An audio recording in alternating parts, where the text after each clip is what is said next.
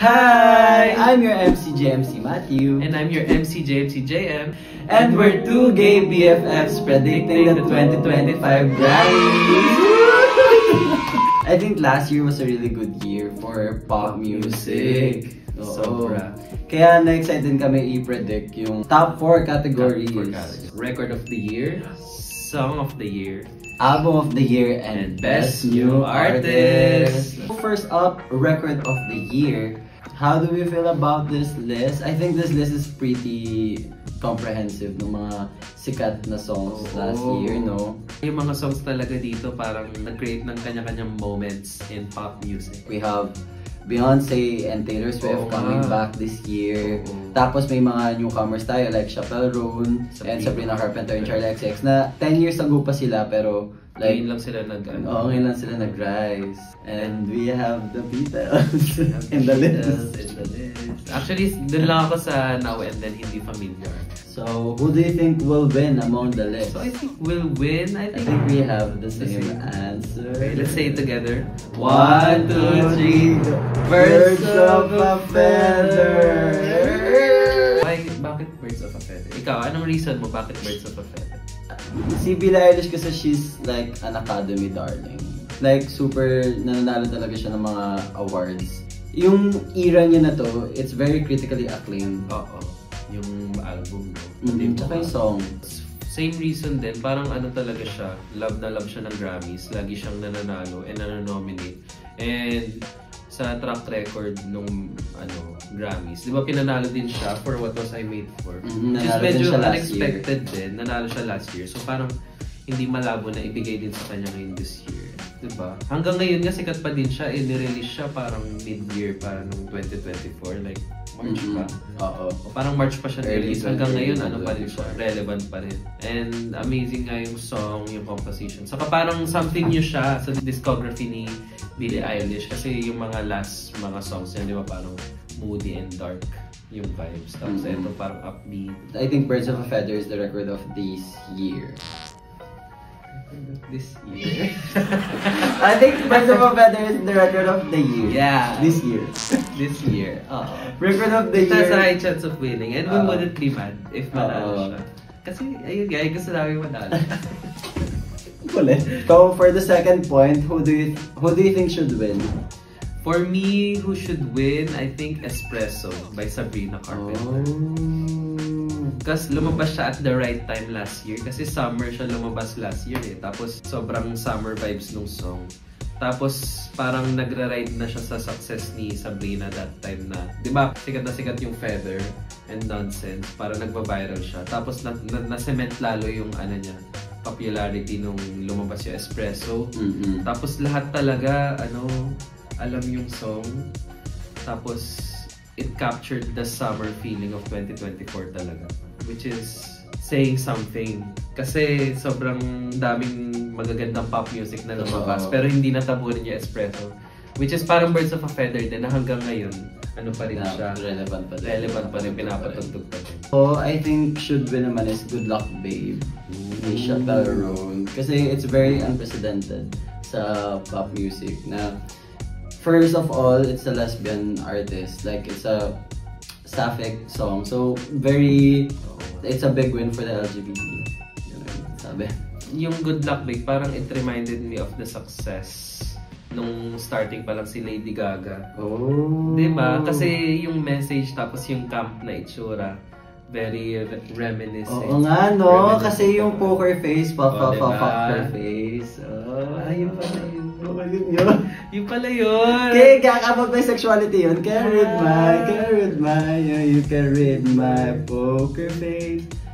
For our should have been nominated, na it's... Hindi yes. We Can't Be Friends ni Ariana Grande. Because I like it. Because I want it. I got it. You got it. From yung last Grammy ni Ariana, which is 2019, yung biggest... 2019 pa ba yun? 2020. Ang tagal na. Tagal na nga.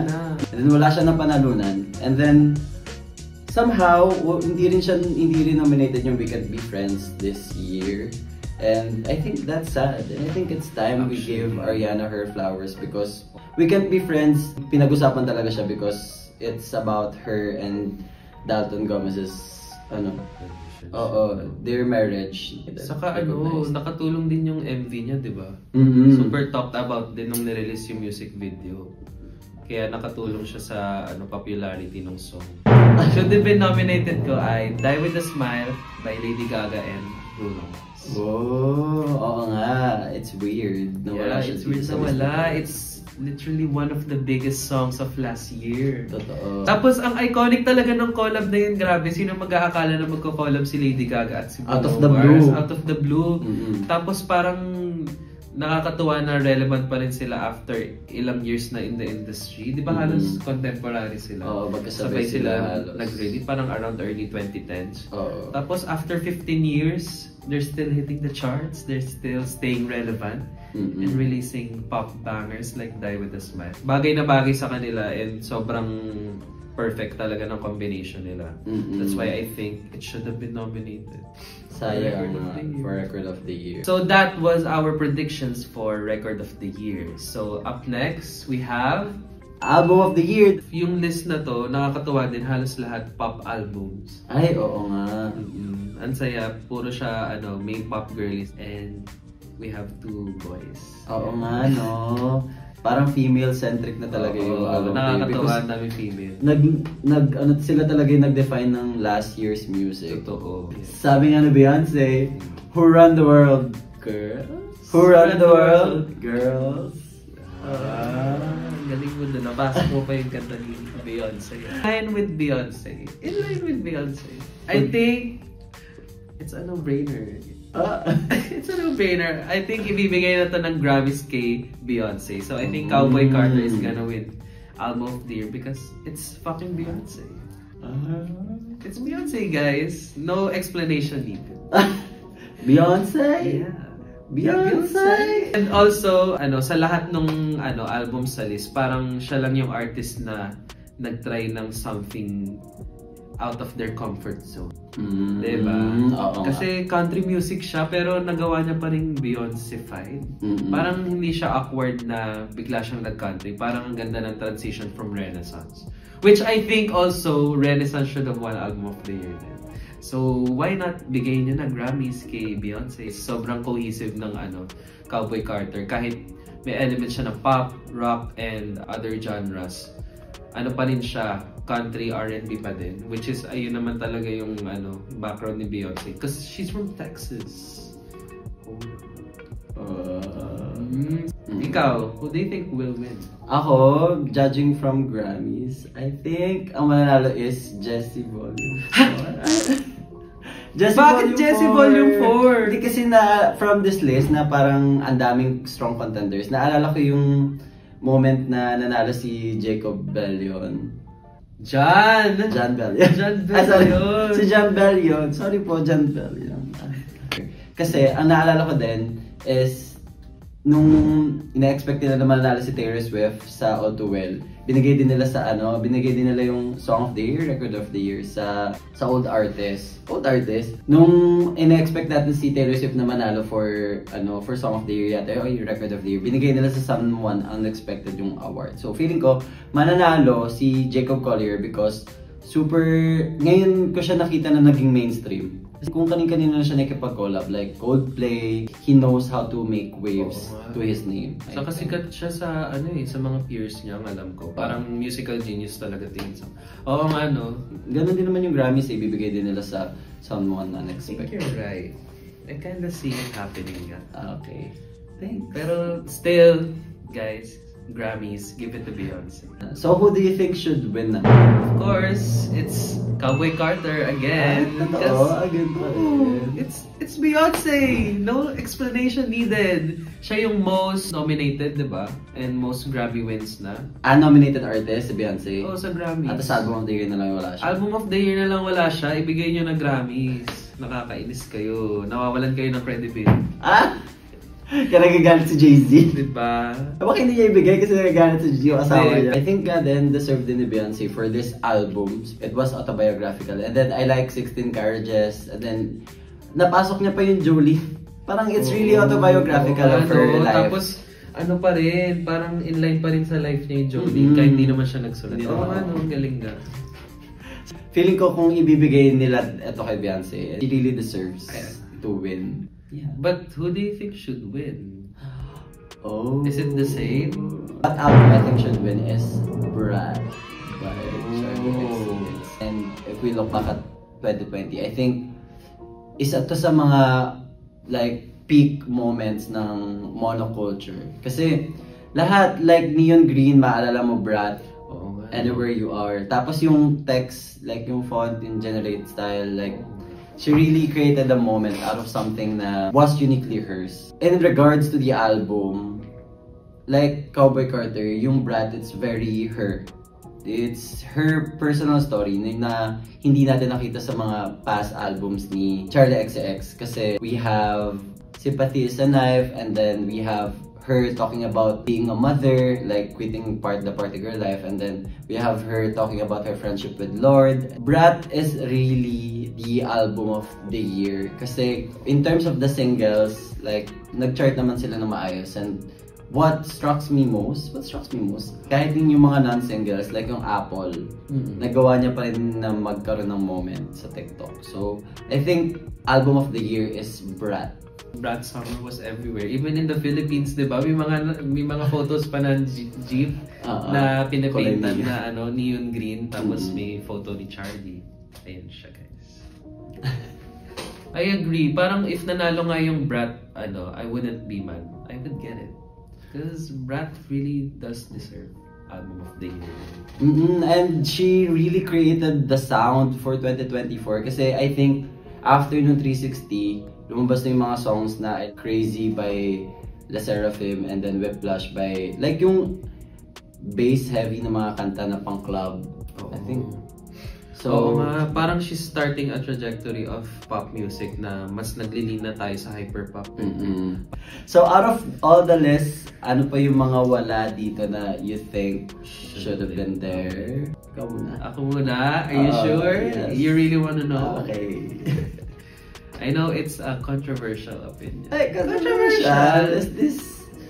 Yeah, kasi ano siya sobrang polarizing yung album niya. Pero I think it's really a fun album. And it's CXOXO by Camila Cabello. So, Hear Me Out. Feeling ko it came out at the wrong time lang talaga kasi sumabay siya sa hype ng Brat. Tapos yung nirelease niya pang single, I Love It. So parang akala ng mga tao hyper pop sound siya na parang ini-imitate yung sound and aesthetic ni Charli XCX. Pero nung napakinggan ko yung album, ibang-iba yung sound niya. Ibang-iba yung sound niya. Hindi siya hyper pop eh. Ang description ni Camila para siyang Miami sound. So parang mga music nila Pitbull, ganyan. Club songs. And nung napakinggan ko siya, para talaga siyang yung feeling na nasa Miami. Nakapunta na. GTA? Nakapunta na. Miami Vice? Judging from Miami Vice sa GTA. Ganun talaga. Parang perfect siya for Miami na sound. Ayun, sobrang strong nga nung album na to.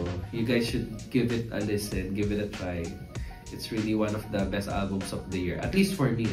I agree nga. Pinakinig niya sa akin yung CXOXO. And at first, I didn't really like I Love It. Tapos, nung pinakinig ko yung album, it really was a grower. Kasi nga, ang daming dance tracks dito na magaganda. And, ayun, favorite ko dito yung I Think He Knows, tsaka yung Dead Got to Dreaming, tsaka yung Dreamgirls. Basta marami. Kasi kahit din yung Deluxe, ang ganda rin ng Godspeed. About din kay, diba? Kay Shawn Mendes. Shawn Mendes and Sabrina Carpenter. Yung Love Triangle nila. Ako, should have been nominated ko is... Yeah. Ang should have been nominated ko is Eternal Sunshine talaga. Grammys, like, Ariana deserves the... Like, kahit recognition lang, kahit hindi ka naman siya nakikitang mananalo, pero I just want the recognition for Ariana kahit kasi... nominated lang. Oo, kahit nomination lang kasi I didn't really expect na makagawa siya ng album with this reception. Actually, I agree din. Parang if I had to choose another album, I'd pick Eternal Sunshine. She's still finding new ways para magtunog fresh yung sound niya, di ba? 6th album niya na, tapos she's still coming up with #1 hits like Yes and tapos We Can't Be Friends. So that was our predictions for album of the year. Now, let's move on to Song of the Year. So, ayun nga, parang sila ulit. And buti ninominate na nila dito yung Die With A Smile. Sa Record of the Year, dapat nandun din siya. So anyways, what can you say about the roster? I think there's nothing more to say kasi feeling ko, okay, ito yung mga favorite ng mga judges. Who do you think will win?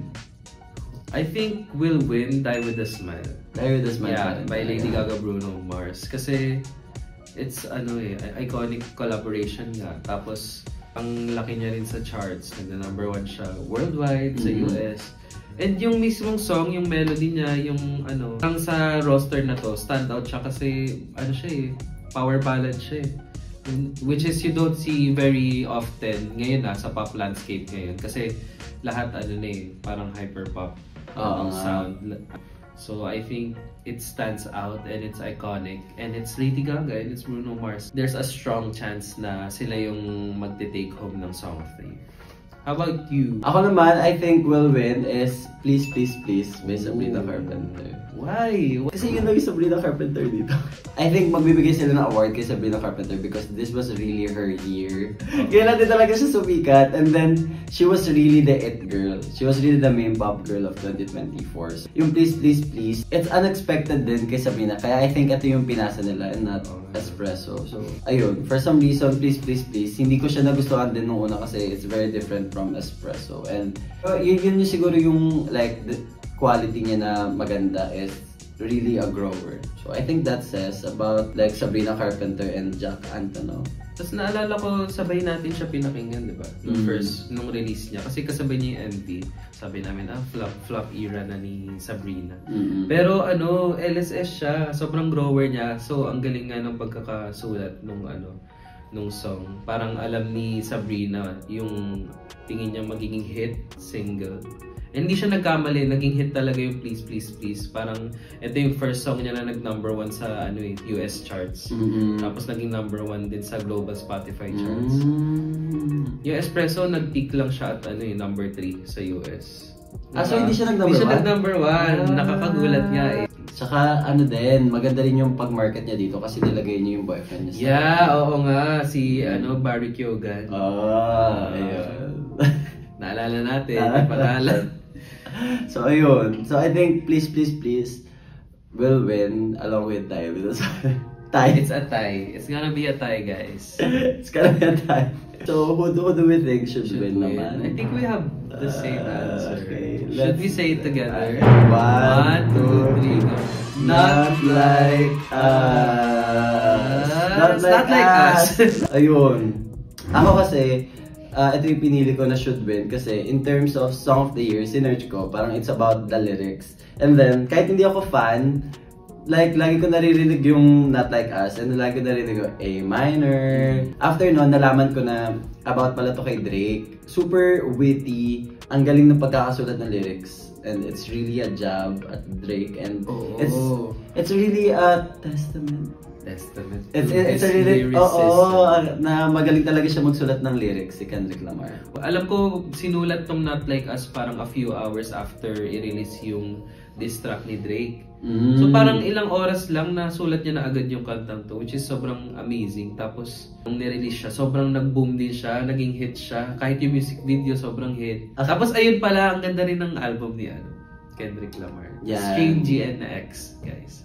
If I think nirelease siya earlier, this would have been nominated for sa album of the year din. Yeah, out of all the lists, ano yung mga nawawala pa dito? I think Saturn should have been nominated. Parang ito yung nag-start nung bagong era ni SZA. Yung song na Saturn, sobrang sobrang catchy. Parang ang ganda niyang continuation ng mga na-release na songs from SOS. Ako naman, I think should have been nominated Intro. End of the World. Intro? By Ariana Grande. Bakit yung starter? Kasi wala na, naisip ko sa Song of the Year, if a 10-minute song could be nominated for Song of the Year, bakit hindi pwedeng 1 minute, di ba? Oo nga. Tama. Kung na-nominate yung All Too Well, that ma-nominate yung Intro, End of the World. Maganda siyang starter ng album. And then, sumikat din siya. Maganda rin yung lyrics. Tapos, marami rin naka-resonate, ginagamit nila sa TikTok. So, how can you tell them in a right relationship? Kinanta. I was supposed to know that shit. Very straightforward yung lyrics dito ni Ariana. And I think, gusto ko lang magka-moment, magkaroon tayo ng 1-minute song sa mga nominations. Actually, maganda nga yung intro. Parang it really, opened the world of Eternal Sunshine. Maganda siyang opener. Kasi ang ganda rin talaga din na, if the sun refused to shine, baby, would I still be your love? Kumanta. Pero ang ganda din talaga kasi na lyrics. It's about kung if the world was ending. The next thing. Okay, I agree with your opinion. Lumalabas yung pagka-Arianator ko dito kasi. Arianator kasi siya, guys. If you guys tatlong didn't know. nomination. Pero ba't ako kasi hindi na-nominate si Ariana? The fuck? Deserve niya naman. Challenge. Let's give her a round of applause. Tsaka, ang ganda rin siguro kung maganda yung nomination siya dito, mananamit siya for Oscars and Grammys. Oo nga, no? Kasabay ng Wicked. Kasabay ng Wicked. So, Speaking of, malapit na i-release yung yung nominees sa Oscars. Tomorrow siya while filming this video. Totoo? Yeah! Okay, let's see. hope she gets nominated. Okay, also Selena Gomez. And also Lady Gaga. Our next category. Our next category is Best New Artist. So what do you think about the nominees? Kilala ko naman sila most, except lang kay Kruang Bin. Oo, ako din. Hindi ko siya kilala. If you guys know Kruang Bin, please chat. Please talk to us. What do you do? Please, What do you do? please introduce yourself. Pero I think maganda tong list na to kasi wala lang, dito si Ray, si Sabrina Carpenter, si Chaperone. Ang ganda talaga nung list na yun. Lahat sila, they deserve to be there. They made 2024 such a good year for pop music talaga. And yun, deserve nila lahat. Lahat sila din may moment. Kasi lahat sila ma-attribute mo sa isang song. Or sa isang moment. Meron silang mga songs na sumikat talaga. Yes. So, who do you think will win from this list? Should we say it together? Let's say it together. Okay. 1, 2, 3, go. Chaperone! Congrats, Chaperone! Sa'yo na. Give na namin sa'yo. So, ikaw din, who do you think will win? Chaperone? Or did you mean your favorite artist? Favorite artist. Pero ayun, feeling ko bibigay rin nila kay Chaperone. Ang ganda niyang story. Ang ganda niyang kung si Chaperone yung mananalo. Kasi from nagtatrabaho na lang siya sa bakery ba yun? Sa cafe. Sa donut shop. Sa donut shop. Tapos biglang nag-blow up siya dahil sa Coachella and then tuloy-tuloy na. So, ayun. I think it says a lot about having like solid fan base and really having pure talent and determination tsaka drive. Napapanood ko pa nga sa TikTok yung videos niya. Nasa small crowd lang siya. Tapos walang nanonood. Sa Big Pony Club. Oo, from that to one of the biggest crowd in Lollapalooza ba yun? Tsaka yung Governor's Festival. Governor's Ball.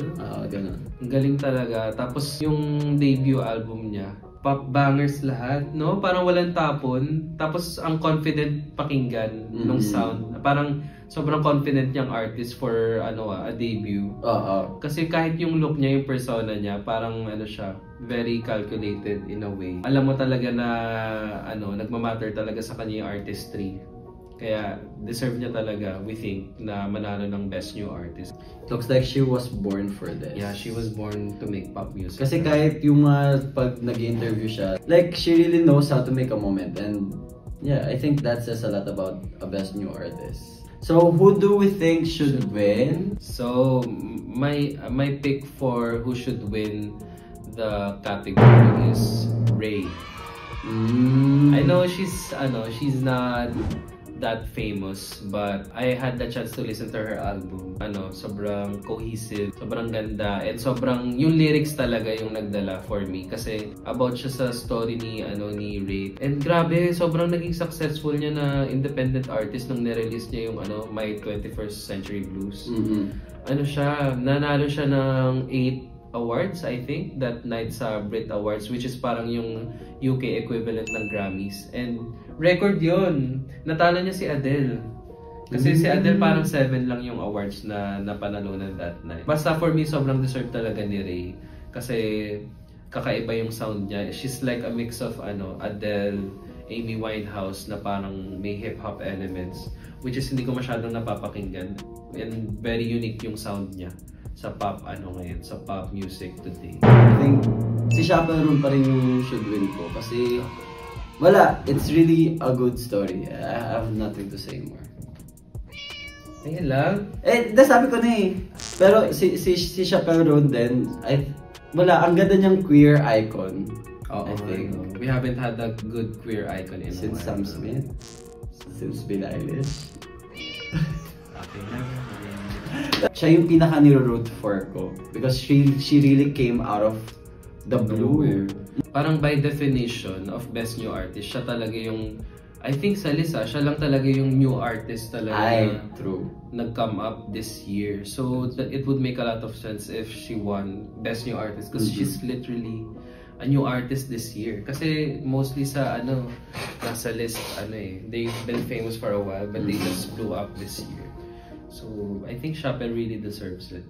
Now for our last point, who should have been nominated? Okay, let's say it together. 1, 2, 3, go. Tyla!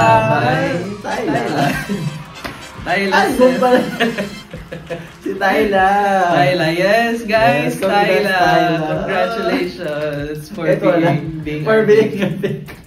being our favorite pop star. Sabi nga niya, they've never seen a pretty girl from Joburg. And that's what they prefer. So, nung nakita talaga si Tyla, wow. Pero she was really born for this. Parang hindi siya newcomer, but she's very confident about herself. She's very talented. It seems like she worked hard for this and it shows. Like last year with Water 2023. Pero nasundan niya pa rin with Push to Start. So, from Tyla to Tyla Plus, she knows how to make herself relevant. That's a signifier of a best new artist. Oo, saka this year, parang nasa top 5 albums ko siya this year, yung Tyla na album. Ang unang napakinggan ko siya nung na-release yung Water, tapos akala ko parang one hit wonder kasi sikat sa TikTok. Pero nung napakinggan ko yung mga sumunod na releases, sobrang ganda. I feel like she's introducing us to her roots. Parang ini-introduce niya tayo sa Amapiano sound. Tapos ang perfect ng blend ng Amapiano sa pop music, parang ang ganda ng balance, parang it's still pop music while still staying true to her roots. Also, I think out of everyone on the list, parang siya yung talagang perfect pop artist. Kasi sobrang ganda ni Tyla, she's so beautiful, she can sing, she can dance. She has an amazing album, tapos ang cohesive ng mga looks niya. Si Tyla talaga yung yung parang perfect image ng perfect pop star. Out of all these artists, parang sa kanya ako most excited kung ano yung mga magiging next releases niya. So that was our predictions for the top 4 categories. Yeah. That was our pick, guys. So what do you think about our choices? So who do you think should have won? Who do you think will win? Should have been nominated? We want to hear your opinions too. So what do you think? What do you think about our opinions? And don't forget to like, comment, and subscribe, and watch out for our next video. And wag kalimutan maligo. Bye guys. Bye guys. Thanks for watching.